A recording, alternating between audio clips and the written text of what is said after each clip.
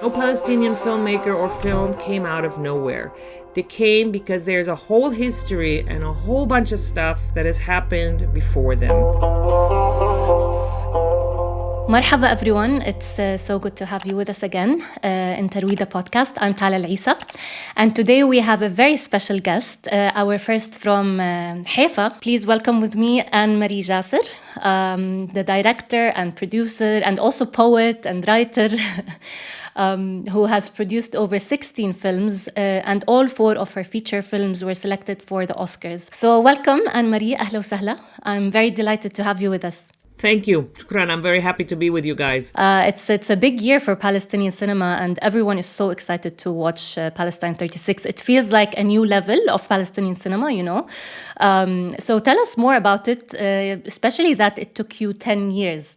Yani, I want us to start with Palestine 36, obviously, because it's your most recent film, but also it's the film that you've spent most on in terms of, I'm sure, money, production, time. Mazboot, it is the biggest project that I've ever worked on, and I think one of the biggest projects that any of us have worked on here in Palestine. I was interested to do a story about this very important moment. There is so much. There's almost been, I don't think, any films made about this period, but there's so much material, historical documents, books, memoirs, family members, friends who lived that period. I mean, I think we all as Palestinians, it's an important moment in our story. Mm-hmm. And it obviously, from the name, it focuses on the Arab revolt against the British rule in 1936. And I was curious to know why you think it was important to, talk about the British rule when the current occupation is the Zionist rule, and this is what we're dealing with right now. Well, I mean, one of the things about that period is that everything about the occupation today, how we're living today, what we're dealing with, all of it was set up by the British. The entire system was set up by the British, and I of course, there's the obvious stuff when I started looking at material, for example, and you see Palestinians standing at checkpoints, being searched in Jaffa, in Jerusalem, in Nablus, like endless images of British soldiers searching Palestinians. And I looked at it and I thought, my God, nothing has changed. Nothing. I mean, here I am standing at the checkpoints. Here we all are, like struggling to get through to our families, to work, to leave the country, for whatever reason. We're all like, checkpoints like rule our lives. And so I started, I was interested in that. And then it's like obviously so much more as well. I mean, collective punishment, blowing up the house of somebody to punish the entire community, human shields, tying people to cars, torture in prisons. I mean, all of it, all the entire system is basically set up at this moment of the British. So I found that very interesting. And I feel like it's not a thing of the past, right? It doesn't feel like something of the past because it's now, and I don't know when it ended. So there's an uprising. We talk about the Intifada as the first uprising, but this is in many ways the first mass uprising. There were uprisings before that because, Palestinians have been, fighting for independence for a long time. But I would say in 1936, it was a mass movement across the villages, cities, across classes. It's an incredible moment in that way. And I think we've been rising up ever since. Mm-hmm.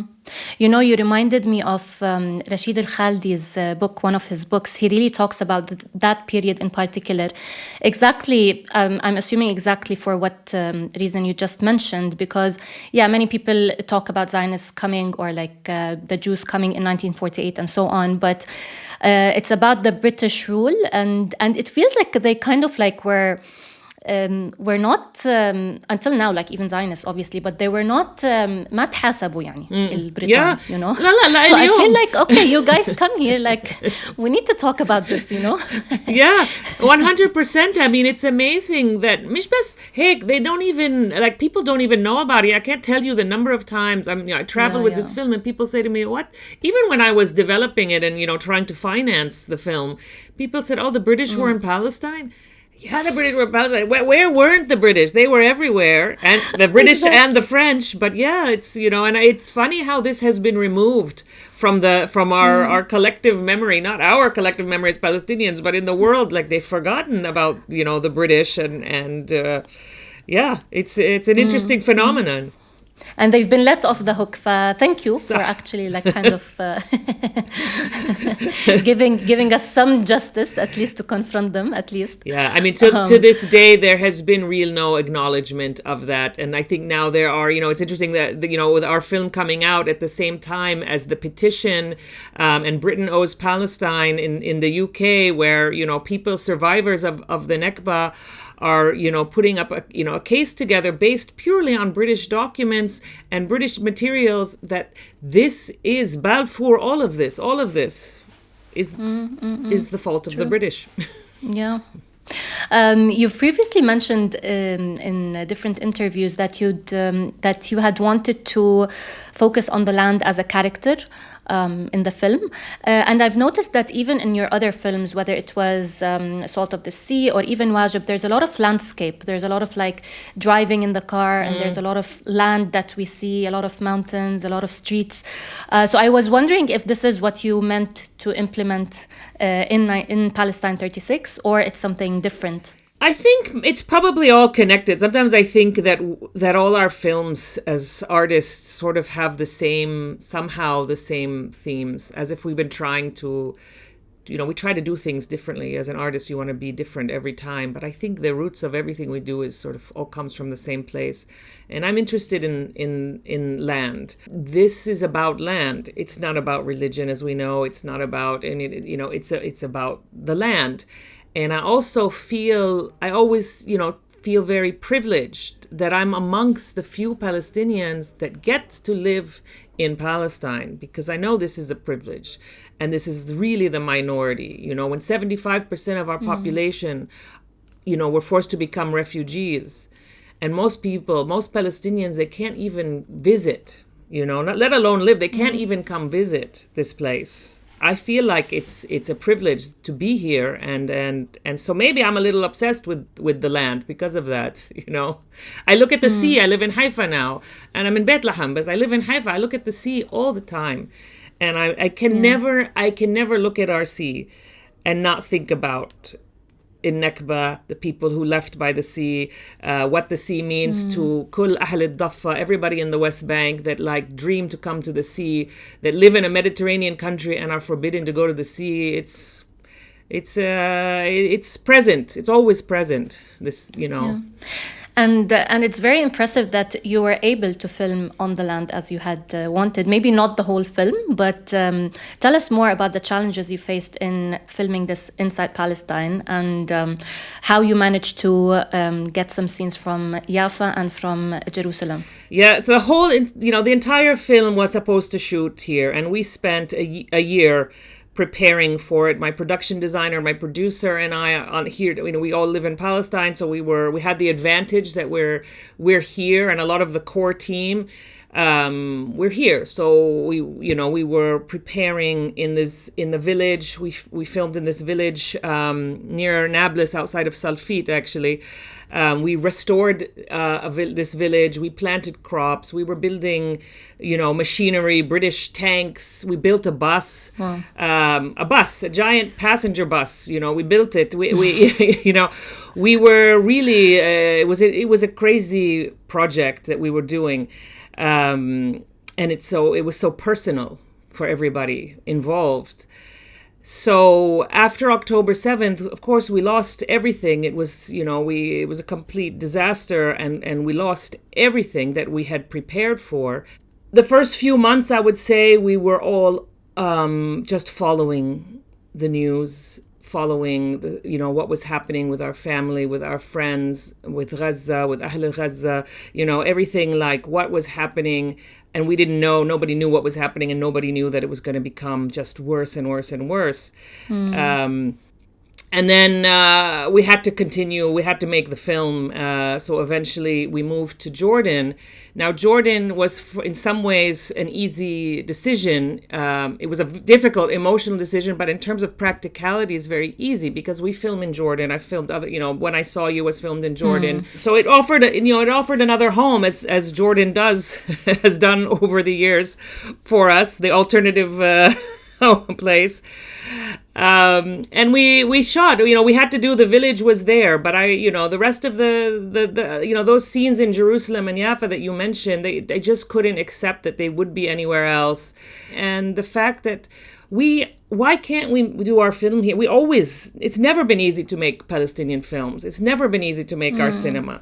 We are making films under military occupation. We've never known any other way. So every Palestinian film is a miracle, and every Palestinian film has to figure out ways to get around things and ways to do things, whatever the films are. So, it was just, the creative side of being Palestinian is that you have to find a way to do it, and maybe it changes from the way you originally planned to do it. But I think we've never known any other way to create. Yeah, I think, Palestinian filmmakers are much more resilient or tolerant, to challenges than any other filmmaker in the world.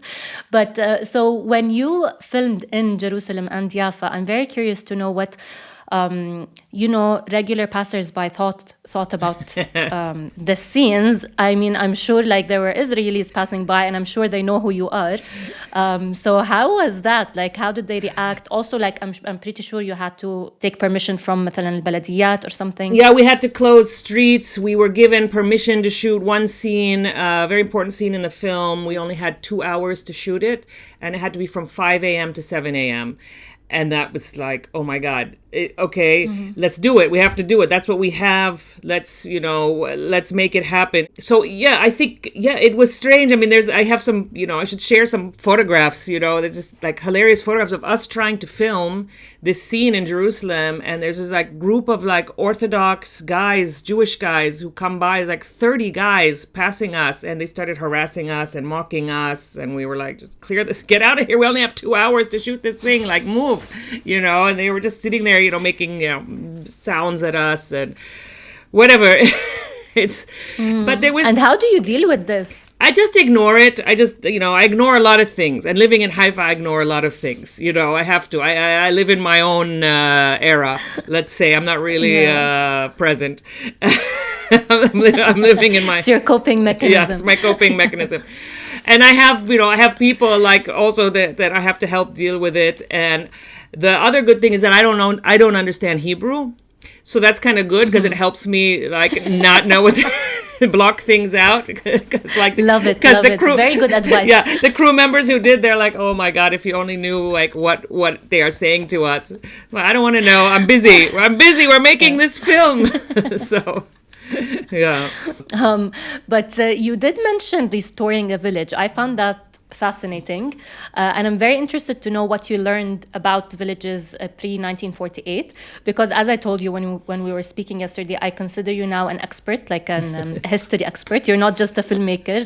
The amount of research you've done for this project, I'm sure has taught you a lot about Palestine. So it would be great if you can give us little bits and pieces of this in particular. Yeah.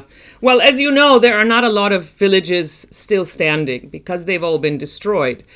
So when we found this village, there were two special things about it. First is that it was still partially standing. It is still partially standing, which is very rare. And second of all, which is even more rare, the original inhabitants of that village, many of them are living nearby. So they were really part of the renovation process. They were with us. They were telling us whose house was whose, what this was, what that was. So it was really an amazing collaboration. And the people of that community are very active in preserving their heritage. It's a village called Farcha. They are very active in that. They're very proud of that. So it was a beautiful collaboration with them. And then the team, I have to give a lot of credit to my production designer, Nail Kanj, and the team, the art team, and the construction team that was with him, Sami Zarur, and many others. They were obsessed with all of those details. The fact we had to remove concrete, we wanted to we were restoring the village, and we wanted to do it in the way that it would have been done in the 30s. So our restoration was also about removing modern elements like, ugly concrete, something that had been up here. We removed it, and then restoring the walls, restoring the senasil was very, a big part of that. The terraces, which we are, so well known for, our farming terraces, and we did try to do everything in the way that it would have been done, and that it, not just, so it's not just like a film set where it looks right from far away, but it is what it is. We talked to a lot of experts, and they were part of the team of, who are, about village life and the way we cooked, the way we planted, the way we did things. The actors who were from the village in the film. They took different various, let's say, lessons. One of them was how to pick cotton, because we don't pick cotton anymore. Oh. So the actors were picking cotton. We had the main actress Yafa Bakri, who plays the mother in the film. She has a scene that you actually don't see in the film, but she makes taboon, bread. So we had her do a lesson, like taboon making, bread making lessons. There was all that because, it has to be natural that you use your hands and you do the things that, people used to do. Even if you never see it on screen, it's also very important for the characters and their development and how they become part of this world. Mm-hmm. You even mentioned to me the dialect coaches, which I also found very interesting because you had a very diverse cast. Yeah. So tell us about that, because it's also part of the details that you really attend to, and it's really inspiring to see how much effort and work and research you've put into this project. I think it's important when we talk about Palestinian cinema and Palestinian stories, these things were all done because we're Palestinian and we're obsessed with them because, we want it to be correct. We want it to be right because it's our heritage and it's our history. And so for me, the dialect was a big part of that. So we had a village. Now, the village is fictional in the film. It's based on two existing villages, stories that happened in those villages that I combined fictionalized into one village in the film called El Basma. But every village in Palestine and every city in Palestine has a different accent. So we created, let's say I worked with somebody and this is going to be the accent of this particular village. And so all the characters, all the actors that are from that village had this dialect coach with them. She was with them in rehearsals. She was with me in all the rehearsals with the actors. She was on set with headphones on, listening. Where is the chaff? Where is the how to say things? It had to be, uniform for the actors because all the actors are from all over the place. It was about unifying the accent, that this is the accent of our village in the film. And then we had a second dialect coach because the characters that are from Jerusalem, I wanted them to speak with a Jerusalem dialect. So we had, an older man from Jerusalem, incredible person who worked with the actors on their dialect, also on set when we shot their scenes, listening with his headphones on. Every time he heard a little word wrong, he would come to set to tell the actor, And then we had the British. There's the tonality, There's the tonality. You can immediately know if someone's from Al Khalil or Jerusalem or so. Yeah. And not only that, there's vocabulary. So in the script phase, we also had somebody go through the script because the vocabulary has changed and there are words that we don't use anymore, and there are the way that certain things were called. This contrast also between the village and city is a recurrent theme in a lot of your probably movies, not only this one, or the contrast between different levels of privilege. So you really focus on that and on the variation of class, whether in Palestine 36 or Salt of this Sea, or even Wajib to a certain extent. So tell us more about this perspective you have about intersectionality with class. Yeah.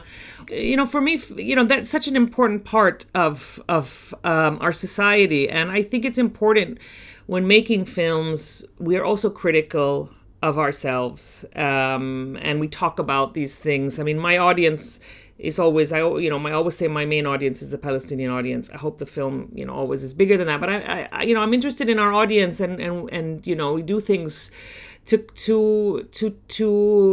discuss, to criticize, to be critical, to love also. I mean, all these things.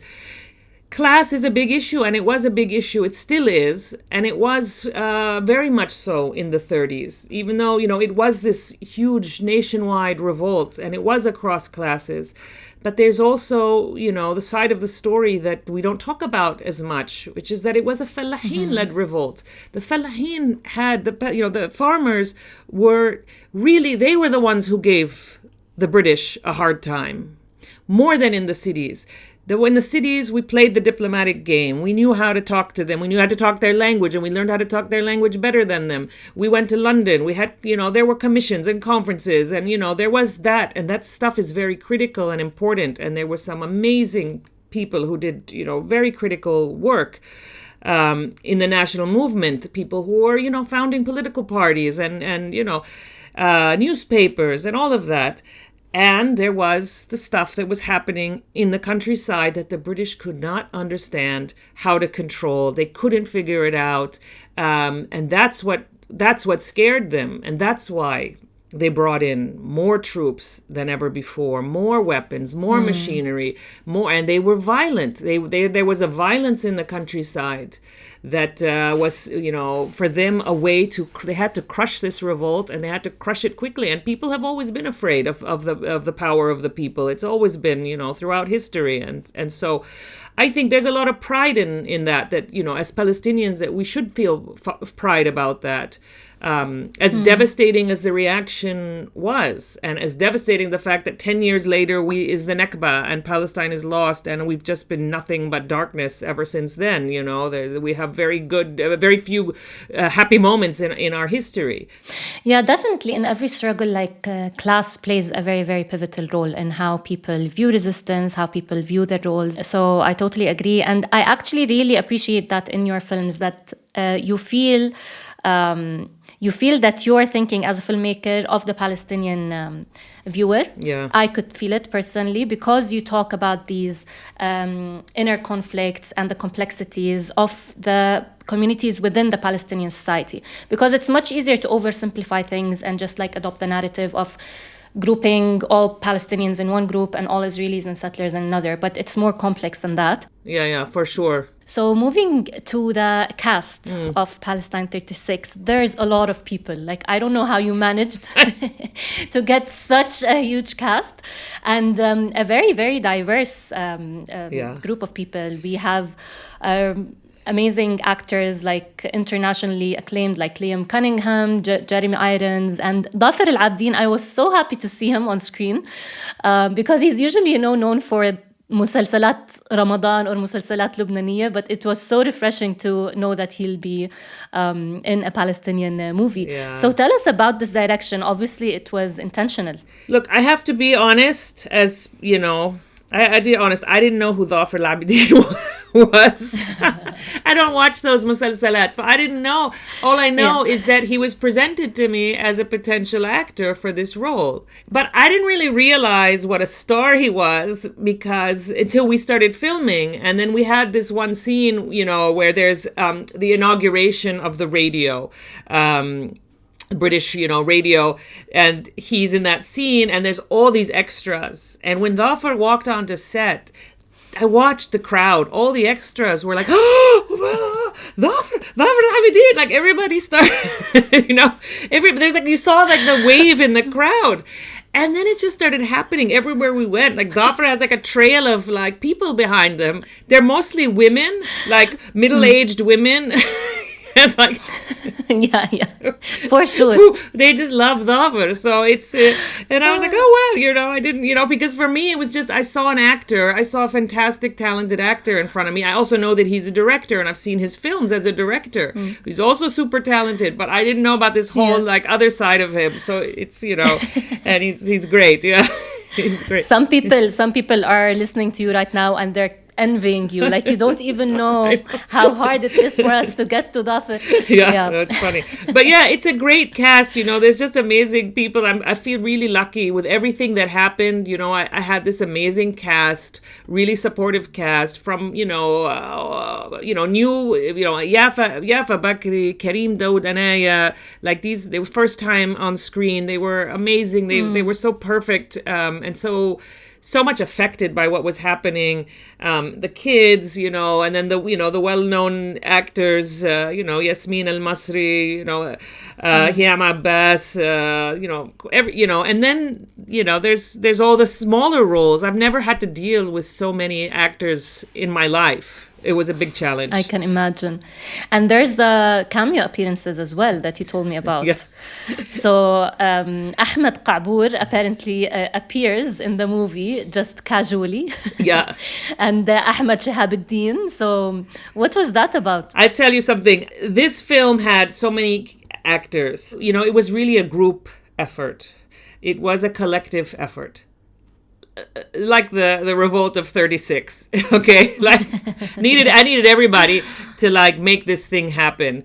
And I feel so lucky that all these cameos, actually after you and I spoke, I made a list of the cameos because, it was like we were in the middle of it. And I was like, this person would be great. This person would be great. I was, me and the casting director, how about this? How about that? She had this idea, that idea.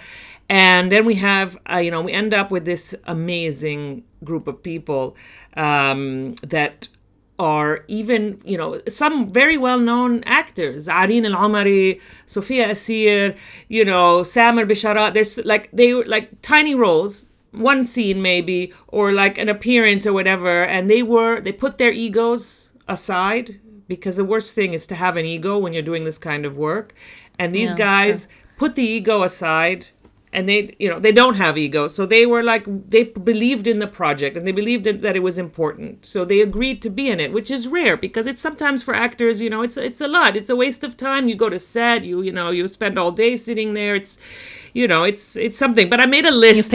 You pick cotton. You pick cotton. And tobacco. Exactly. And nobody sees you. No, but I made a list. Look, listen. I'm going to say it out loud because I have it in front of me because after we talked, I was like, you know what? I want to put it on paper and see what it looks like. Areen Omari, Sophia Asir, Ahmed Qabour, Frank Barat, Anas Khalaf, Joanna Arida, Ala Tabari, Yumna Marwan, Yahya Mahaini, Ahmed Shahabuddin, Samer Bisharat, Riyad Sleiman, Nabir Al-Ra'i, Hussam Abu Aisha, Maryam Abu Khalid, Ahmed Tobasi. Like everybody who knows anything about Palestine can connect to some of these names. You might not know all of them, but they are like all people that are involved in our life. Whether some of they're not all Palestinian, like some of them are Syrians, some Lebanese, but so I feel like it's all this patchwork. They all have come together, and it's if you're sort of a nerdy person, you can watch the film and you could like look for all of them because spot them. Yeah, it's fun. That's amazing. Yeah. So, Anne-Marie, I feel like most of your films, whether directly or indirectly, are shaped by your personal story. And it has really affected how you've produced your films. So tell us more about your upbringing, about your relationship to Palestine as a child and then as a teenager and so on, and how that has kind of been injected into your films. Yeah. Well, I grew up in Saudi Arabia. My parents were the first to leave their city. Both of them are from Bethlehem. They were the first to leave of their immediate family. And I grew up in Saudi Arabia. My grandparents were still in Bethlehem. I spent since I was a baby, we spent as much time as possible in Palestine. We spent all our summers, we spent our winters. We were, very attached. Both sides of my family, my grandparents, were both there. And I feel like this is the main, I think where political consciousness was developed for me, because nobody talked about what was going on really in my family in a very direct, of my parents, in a very direct way. Nobody really talked about the fact that we were under occupation. Nobody talked about all those details, but we just came from Jordan, would cross the bridge into Palestine to visit my grandparents, and, being strip searched on the bridge, especially in those years, it was very disturbing and traumatizing as a child to witness that. And I couldn't understand what it was about and why, but it had a very deep effect on me, feeling that my parents were being humiliated, that they were humiliated without them having to say anything. I could see it on my mom's face. I could see it how my father was acting, like us getting separated, strip search as a family. And then being in Bethlehem, just the fact that, in those years, in the 80s, Intifada, the fact that military jeeps were going by all the time. We used to sit on the stairs. We have these steps in front of the family home, and we always sit on those steps. It's part of a tradition. And just watch jeeps going by, patrolling the city. The fact that we weren't allowed to, meet in big groups. It was illegal. I remember snipers. I visually, snipers on roofs. And I didn't understand what any of it was, but I knew that we were different, and I understood that, that's when you understand that you're different. You're Palestinian. You're different than other people. And I think that had a profound effect on who I was and wanting to know more and to understand this, but also understanding that you are not equal to other people. And it's a big lesson for a child to learn, and for anybody, when you understand that you are treated as lesser than others. So Bethlehem, and then I ended up studying. I studied in the United States. I studied political studies and literature. I didn't do film yet, although I was interested in film. And then eventually I decided to work, to learn about how to make films. I went to Los Angeles. I went to Hollywood to learn, not understanding until much later that was not where I was going to learn anything about filmmaking. Well, those were very difficult years, but I learned a lot, and I did, I worked, I read scripts, I worked a lot of, jobs in the industry, and I understood how it worked, and I understood that I wasn't part of this. That's not the kind of stuff I wanted to do. And then I eventually came back to Palestine. I think the first job I did was teaching English at the Bethlehem University. And it was, that was like, and I was really young. I don't even know what I was doing, but that's what I could do. I spoke English well, so I taught English. And I remember a lot of the students, this was after the Intifada. There were a lot of men, like men that were older than university level, but they had been in prison during the Intifada. So they missed out on their education. They missed out on so much. And then they'd come back to school.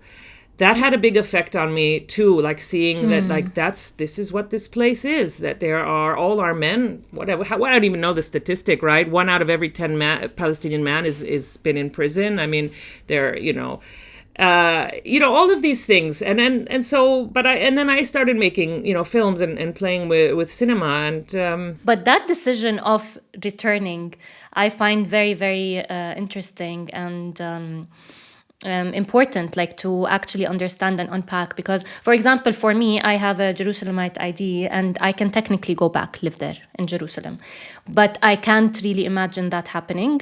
Although this does not have anything to do with the right of return, I will always still defend the right of return. But for me, as Tala, I don't have family there. I would feel like a foreigner there, so it doesn't really work for me. So I'm very curious to know how you kind of took that decision of returning. Was it like like an epiphany kind of thing, or was it gradual? Was it experimental? That's a really interesting question. I don't know, except for that I felt belonging. I felt that I had lived in so many cities in my life and so many places that Palestine, even though in a way, I am an outsider. I am an outsider. I think everywhere I go, I'm an outsider. I was an outsider. I went to live in Ramallah. I'm not from Ramallah. I didn't have any, really any close family in Ramallah. Actually, I did have a cousin there who became very close. But, I didn't, in general, I mean, I was, it was something that it was the only constant place I knew of. Out of all the places I lived, it was the only constant. And I felt that it was important. And maybe this feeling that I talked about earlier, that I feel that we're privileged and we're lucky. I am privileged that I can cross the border and I can be there, and I want to be here. And it's, it's important always to remember your privilege. And I am privileged. I am privileged because I do get to go in and out, and I can leave anytime I want.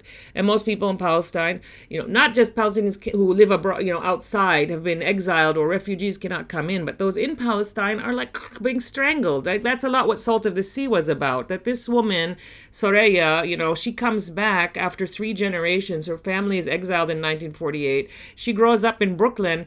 She comes back to live in Palestine. She knows, it's like all the details of Palestinian. She's, of being Palestinian.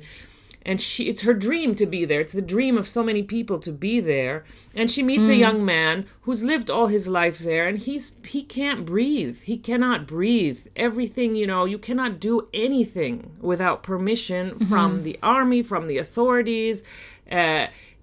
All he wants to do is get out, because for him that means he can live and just be normal. I just realized that in Wajib it's the opposite story. So what you were just explaining is the story of Salt of the Sea. So Suhair, who is coming from outside, wants to go back, and Saleh Bakri, he is from there and he wants to move out. But in Wajib, it's the other way around. So Wajib is, it is my favorite Palestinian film. I would like to say that as a disclaimer. In addition to, if I want to be honest, thank you for banking with us. I think these 2 movies are my favorite Palestinian films. So for those of you who haven't watched them, it's a movie about the relationship of Shadi and his father Abu Shadi, and they're basically going around the city of Nazareth delivering the wedding cards of his sister Amal, who is getting married. And it's about Shadi coming back also as a visitor. He lives in Italy. He comes back as a visitor. And Abu Shadi, who is a local. And there's this immense tension between them. Not only because they're father and son, but exactly because of the dynamic you just mentioned. And Abu Shadi does not want to leave. And Shadi doesn't understand how anyone can actually live in Nazareth and be happy. So it was interesting to me that you kind of like flipped the roles. But it also is very much related to you, because you were a visitor, as you just mentioned, in a lot of like years in your life when you were in Riyadh. But you also became a local when you moved to Bethlehem, or now you're in Haifa, so you moved also to Haifa.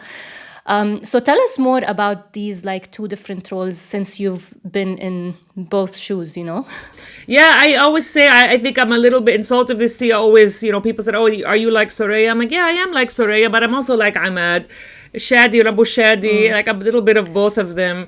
There are 2 parts of, of me and my life, is that I'm part of something and not part of something. Part of something, but an outsider. Always, everywhere. And I think it's really the Palestinian story. I mean, wherever we are, Saudi Arabia, growing up in Saudi Arabia as a Palestinian, yeah, my family spoke Arabic, but we were outsiders, and we never, we felt like any minute everything could be taken away from us. And I think that is the story of Palestinians everywhere, even in Palestine. There's always this feeling that any minute we lose all of it. We don't know where we're going to be, what's going to happen, and everything is always at risk. And how would you compare your life in Haifa to your life in Bethlehem? It's a totally different dynamic, totally different environment. You just mentioned that in Ramallah or Bethlehem you were seeing, Israelis in jeeps. Yeah. But in Haifa they're also in jeeps, but they're also like all over the place. So how does that feel, and how have you, gotten used to it? Well, yeah, I mean, in Bethlehem, Ramallah, it's really obvious. Like when the army comes in to town, I mean, they're at the checkpoints, they come in and out of town. They are, our home in Bethlehem. is under constant attack. The army enters at any time of day. They go into the refugee camps. They go wherever they want. They kidnap people. They shoot people. They arrest people. They go. You see the occupation. You feel it. It's very obvious. It is black and white. What's happening in those places.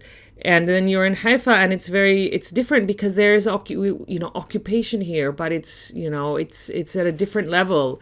This place was occupied in 1948. Most of Haifa is a place where most of the people from Haifa became refugees. Those who remained are survivors, really, and part of their survival is like the ability to continue to function, live their lives. That's a lot what Wajib was about, that, deliver your wedding invitations, you do your thing. It's a tension between Shadi and Abu Shadi. Like, how do you live your life? You are treated as a, second, third class citizen. You don't have the same rights.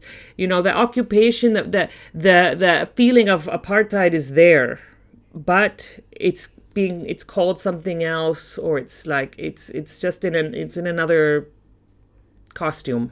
Mm-hmm. Yeah. The scene between Shadi and Abu Shadi when they were fighting, and Abu Shadi was telling him, I don't want to go to Italy and talk about Tahrir Palestine. I want to stay here. I want to live in Palestine. Ya Allah, this killed me. By the way, I cried my eyes out. Like, there were other scenes that were probably more emotional, but this in particular really triggered me because it really shows you how, like, how different it is for each person, Like, Palestine is not only like one tapestry. Obviously, a lot connects us, but there's also a lot of like variation and discrepancy. Yeah. That scene that you're talking about, it's very much the Palestinian conversation, right? I think that's why it's so emotional and it's so hard. Filming it was hard, and for the actors it was hard. Mohammed and Saleh, when they did that scene, it was a devastating scene for them to do. ليش انت طلعت برا؟ عمرك بحياتك شفت اشي تاني غير هون؟ انا بديش اطلع برا، بديش اشوف اشي تاني غير هون، وبديش اروح على اوروبا والبس قمصان اخر موضة واقعد بالصالون تبع الست ندى والبابي تبعها الك اجر على اجر واحكي عن تحرير فلسطين. شو هاي فلسطين؟ وينها؟ أنا عايشة هون. And Muhammad, especially after that, every time we did a take, he was very upset by it. And he would go and he would take about 10-15 minutes to sort of, gather himself and recover, because we were going to do another take. And it was personal for him, and it hurt him. And it hurt him a lot, because for him, which was interesting, after we shot it, he said, I feel like I'm talking to my father. Like, that's the conversation he had with his own father. He was Shadi and his father was Abu Shadi. Like, that was his feeling. Even the sound man had to leave the set. He's a very good friend of ours. Wow. Raja Dubai, he unfortunately passed away. But when we shot that scene, he broke down, and he couldn't control himself. Raja was a professional in all ways, but he couldn't. That scene was so hard for him to take that he left, he had to leave the set. He was like, it's a difficult one for us. The whole film reminded me of all the awkward situations I personally went through when I delivered my own wedding card. So I did it myself. Oh, wow. And by the way, I was the last one in my friends group to have a wedding card, because I got married in 2018. And after that, immediately, WhatsApp took over. So, That's a my story. Wedding card is... Wajib Part 2. It needs to be archived. But I was going also, me and my sisters, from door to door, and then I knock on one door. It was this old man. He's a relative, and I'm like, Ammo, I'm getting married. It will be amazing if you can come. And I was so surprised by his reaction. He didn't tell me Mabruk. He was like kind of upset or sad, and he's usually a lovely man. So I was like, no, what's up? Like, what's happening? He's like, كنا بدنا إياكي لابننا. So basically, he wanted me to get married to his son. Oh, that's so sweet. So he's like, ضيعناكي من بين إيدينا.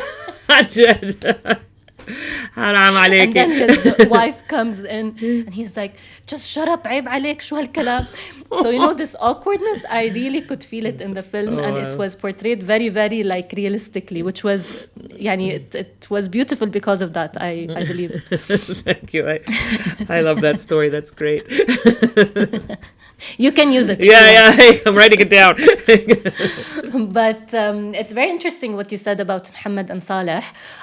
So for those of you who don't know, Shadi is played by Saleh Bakri, and his father in the film is his actual father, Muhammad Bakri.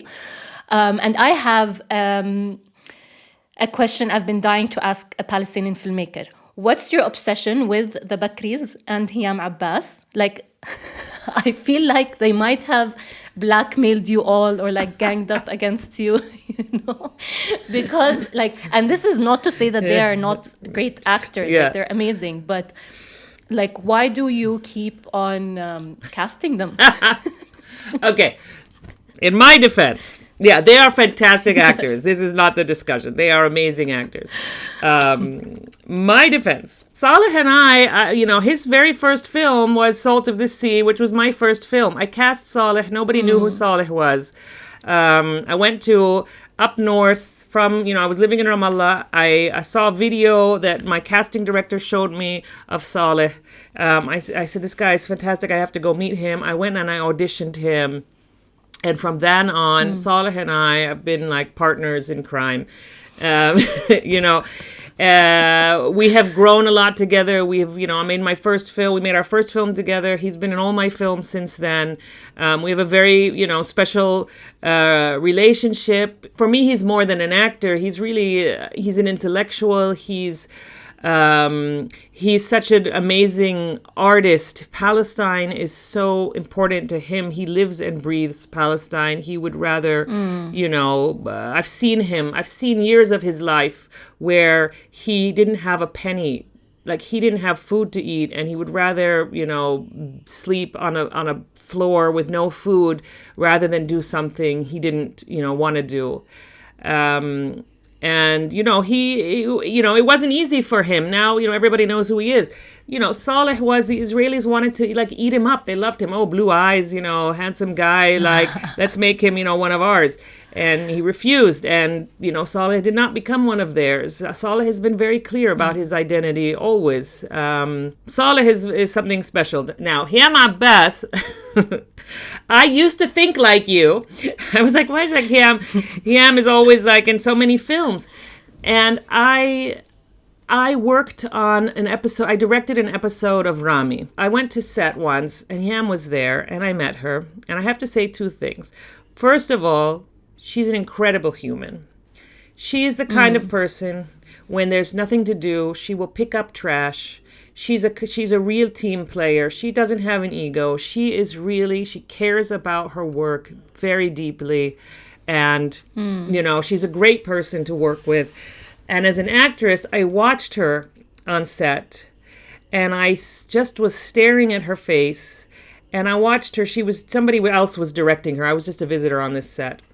And I was sitting there looking at her face, and I saw her do the same scene maybe 25 times in a row.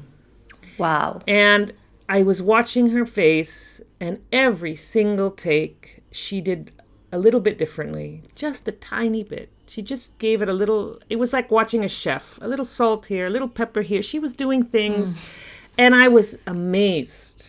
I understood then, even though I'd seen her in a lot of films, I understood her talent at that moment, and I wanted to work with her. I just wanted to, so it's my first time. Palestine 36 is our first collaboration, together, and I hope for many, many more. Does that answer you? You have your reasons. Okay. You have your reasons. Okay. And all the love to the Bakris. Obviously, we've been wanting actually to interview them on the show, and obviously Hiyam Abbas as well. So we all love them. I was just teasing you, But also your film, When I Saw You, لما شفتك, is also about your turn. So I mean, it's obvious that return is a recurrent theme in many of your films. But tell us more about it, the plot, the summary of it for people who haven't watched it. When I Saw You came about when I was denied entry and I was not able for some time to return to Palestine. So I moved to Jordan and I was living in Jordan. And that's a lot where the idea of When I Saw You came about, because I was now for the first time in the position of most Palestinians that I couldn't get back to Palestine anymore and I couldn't get home. And I was looking at Jordan. I was in Jordan looking at Palestine from Jordan, and you can see it. And you can see the lights of Jerusalem, and you can see everything, and you can even see the sea on some days. And I was just like, so stupid. Borders, all of this, like, why, what? I mean, it's just ridiculous. And I wanted to get home so badly. So I kind of started writing this character of Tariq, who's a little boy in 1967, but a lot of that was about this very, childish question, but a very real question. Why can't we walk? What is a border? Why are we not allowed to do things? Why? And it's about a child who refuses and rejects all that. And so Tariq decides to go back to Palestine, and he crosses paths with a group of Fidaiyin. And we've previously interviewed Salim El-Beik. He's a film critic, and he is very appreciative of Lama Shuftak because it was released in 2012, right? Yeah, exactly. Yeah. And so he says that it was a very refreshing movie because it included Fidaiyin again after such a long time of not seeing Fidaiyin or resistance, like armed resistance in Palestinian movies, especially after Oslo. He says that in the 70s, there were a lot of documentaries that featured Fidaiyin and armed resistance, but then there was this like Oslo and the Palestinian films, the Palestinian cinema kind of like took on an individualistic turn and all of that. But Lama Shuftak kind of brings back this armed resistance. So tell us more about you choosing to kind of like reincorporate this at a time when it wasn't very common in other Palestinian films. Yeah, I mean, I think I'm interested in the subject of resistance and personal, like, even in very small ways, just, like Tariq's rejection of borders and that how our political reality, how our world affects who we are and changes us. And I don't think any of us really, very few of us choose that. And we don't choose to be political. Palestinians are always being asked, why is everything political? Because everything is political around. I mean, because that's everything that governs our lives. Like, we're not living in a place like, I don't know, we're not in Norway in a forest, we're, I just don't know, people ask Palestinians this question. People ask me, when are you going to stop making political films? And I'm like, I'm not making any political films, actually. But, that's just like... Reality is political, reality. Whether we like it or not. Yeah. And I was interested in these groups in the 60s and also that they had hope and they wanted to do something and they wanted to, take agency and they wanted to change their life. And I was watching also a lot of these films that were made at that time period and how Palestinians were making films about themselves. Not being the subject of other people's films, but they were the ones making the films. They were holding the camera. They were filming themselves. And this is an important thing to do for a people that, we tell our, you tell our stories and you feel the way they were filming themselves was different than the way other people film us. They either feel sorry for us and we're victims or we're like terrorists. But like when something comes from within, it's a very different thing. And of course, Saleh is in that film. Speaking of Saleh.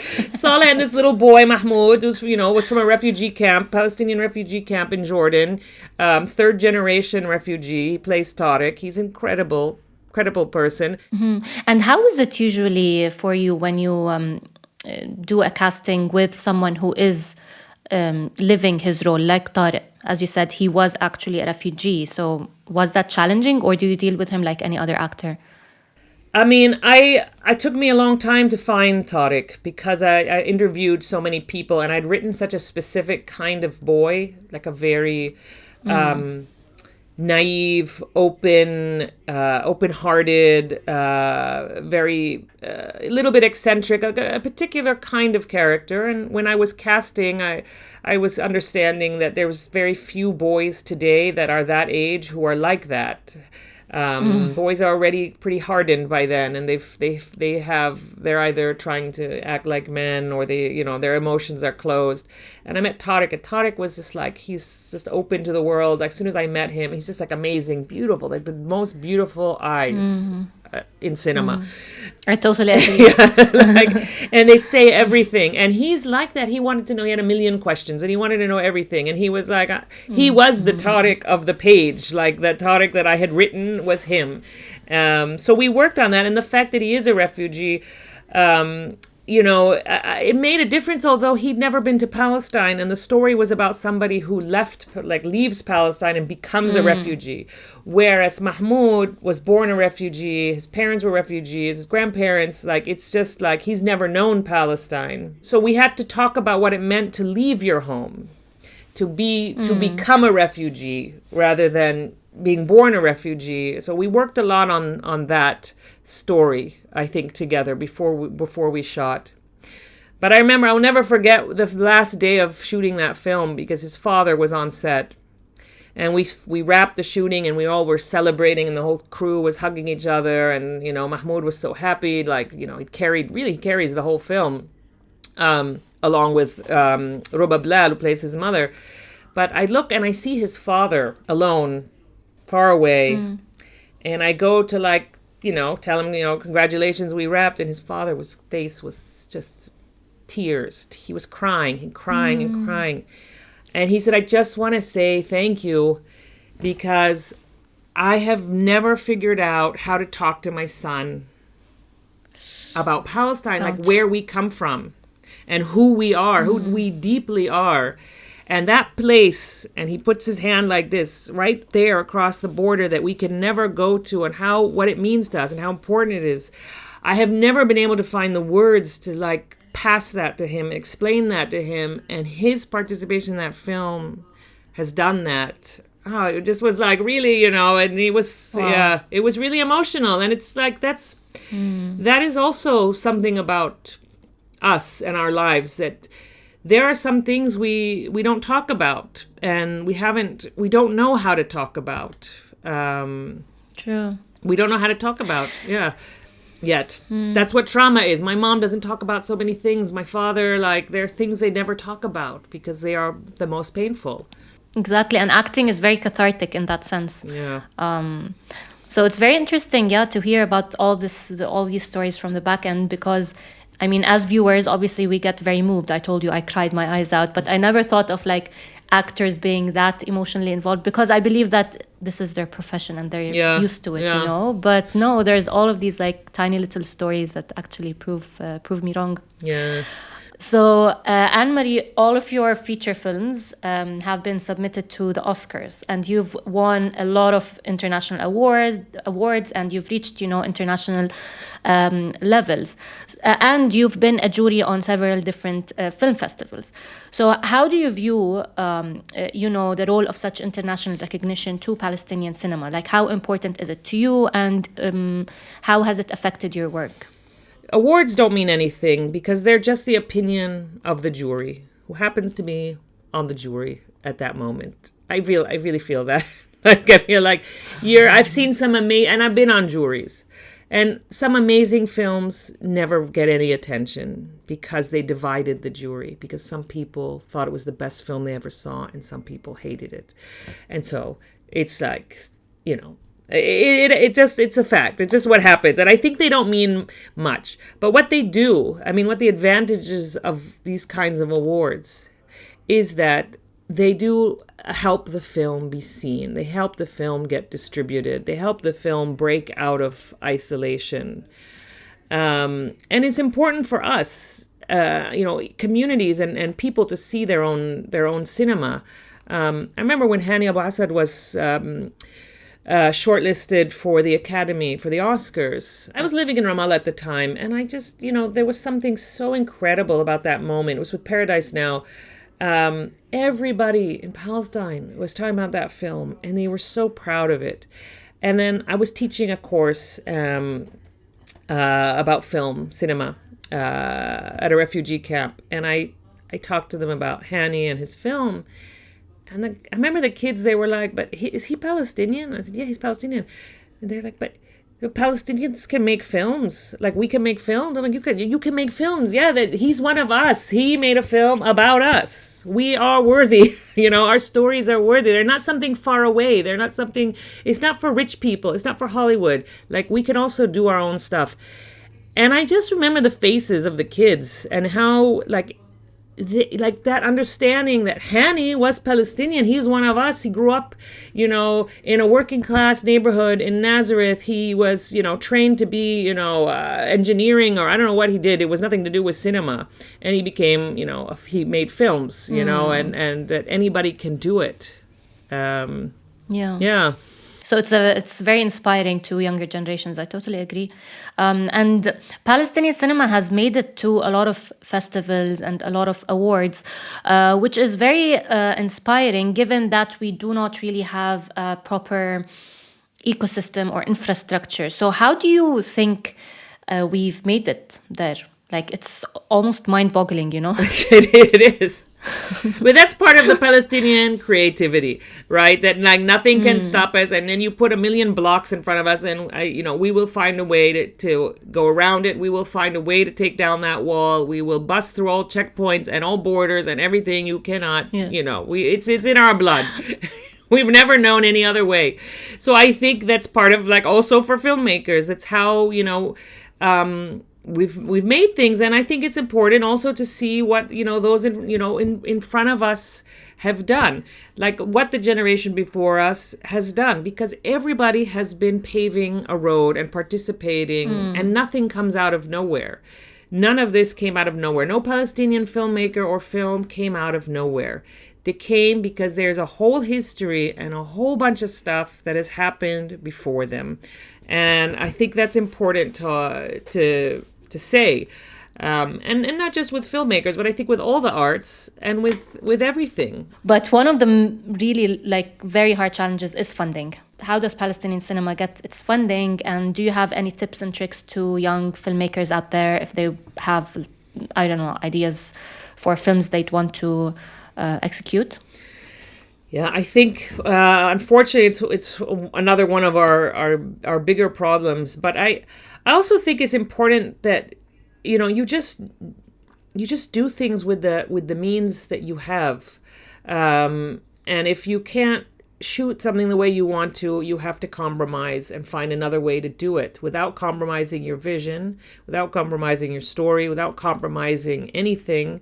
Except for maybe you have less people, maybe you have this, maybe you don't have the camera you wanted, but you can do it, in another way. Like, I think it's just, you just have to keep working and doing stuff. But I have to say, it's unfortunately why we don't have as many films as we should. Like, it takes me between 6 to 8 years to finance a film. But we do have people who do have some money, and they feel like it's not, it's an investment, it's a creative investment, it's a story that, what do you want to see on film, like on screen? What do you want your kids to watch? What do you want to go to a film, a movie theater to watch? And that's, we all have to do what we can, and and on all levels, whatever you can do, you do it. You have to do it. Yani, I can speak to you forever, but I think we need to wrap up. I would like to know what your upcoming projects are now that Palestine 36 is out. And, one of my team members in Tarwida was also wondering if this time period would be documented in your work in your future, because you've documented 36 and you've documented 67. And you focused on these two time periods because you've mentioned that it was a time of hope or change. So how would you perceive the time we are living in now? And would it, I don't know, translate into a future movie? You mean the genocide? I mean, the genocide and everything, that's the thing. Like, there's the genocide, but there's also the encampments. So Right. Yeah, exactly. Yes, exactly it. Right. There's a genocide and there's also 1 million people on the streets saying, khalas, enough. Yeah, that's the thing. I mean, I think this project really was a difficult one. It was very hard to do. And I think I need to recover a little bit from that and rebuild some strength. It wore me down. I'm laughing and smiling, but I'm like destroyed. So I just need a little recovery period. Yeah. I have a lot of ideas for things, but nothing, concrete at the moment. And I've been asked this question also, like, what about doing something about right now, what's happening? And I think for Palestinians, it's very hard right now. I mean, for me personally, I think we're still in the middle of it. The genocide is going on and it's still going on. There has been, these fake ceasefires. I mean, we're still in the middle of probably the darkest moment of our history, the worst moment of our history. And we've had so many dark, awful moments. And this one is, it's for everybody, devastating. So I don't think we're ready. I think we all need, like, as a people, we're not ready to tell this story yet. Yeah, I wouldn't have the slightest idea. I mean, how to. It's funny because people are like, but Palestine 36 is about, the British and the occupation and there's a lot of violence. And I'm like, yeah, that's true. And it's violence that's still going on today that was set up at this moment, set up in the 30s. But there's distance and there's space, and we had not had that yet. So I don't know if Palestinians are, ready to tell this story and if we should be expected to. I don't think so. Yeah. Yeah, maybe younger generations, like someone down the road, like 50 years later, would do what you've done to 1936. Yeah, maybe. And they won't even believe it. And they'll all say, like, how did the world allow this to happen? How did it? Yeah. Because that's what we always wondered that. Well, now we know, So, yeah. On a more positive note, though, what are your hopes for Palestinian cinema? Like, this is my last question to you. If you can, if you can imagine, there's no restrictions, where do you see Palestinian cinema in the future? Where would you like to see it? I think that the new generation and the next generation is going to make better films, more films. I think that we have more tools available to us. And maybe we have issues of distribution, which is why, companies like Watermelon are so important. And the fact that, now we can get stories out, even if everybody blocks us, we find new ways to get stories out. But I think there's just amazingly talented people that will tell their stories and challenge us as they should. It's just going to go up. It's just going to get better. Everything in the world is going down, but Palestinian cinema. No, but we are resilient. We are resilient. I mean, if anything proves that, it's now. And for us, like, I just look at Gaza. Look what's happening in Gaza. I mean, it's it's unbelievable. Like, even with all of this has happened, they are playing music, they are living their lives, they are making films. That's resilience. Yeah, true. Yeah. Tayyab, thank you so much. This was probably my longest interview on the show, but I enjoyed every bit of it. I hope I didn't bore you. It was a very good conversation. We need to get you again for like part 2, but نكتفي بهذا القدر هلا. Okay.